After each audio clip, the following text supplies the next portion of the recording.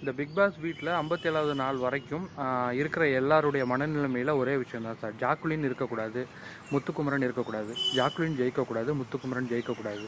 Jacqueline இருக்கக்கூடாது, முத்துக்குமரன் ஜெயிக்கக்கூடாது. இவங்களுடைய எண்ணமே இப்படி தான் இருக்குது.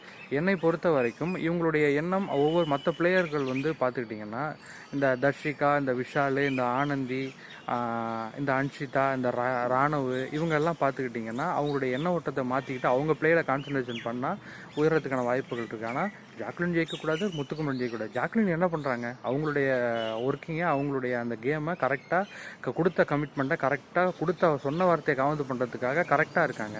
முத்துக்குமரன் என்ன பண்ணுறது, இண்டிவிஜுவலாக கரெக்டாக பேச வேண்டிய விஷயத்துக்கு கரெக்டாக பேசுகிறாரு. ஜாக்லினும் முத்துக்குமரனும் கரெக்டாக கொடுத்த கமிட்மெண்ட்டுக்காக கரெக்டாக அவங்களுடைய கேமை நேர்மையாக கொண்டு போயிட்டுருக்காங்க. இது மற்றவங்களுக்கு எரியும் பொழுது அது அவங்க தப்பு கிடையாது, இது எரியிறவங்களுடைய பிரச்சனை தான். என்னை பொறுத்த வரைக்கும் இந்த 2 பேருமே நல்ல ஒரு காம்படிட்டர். அது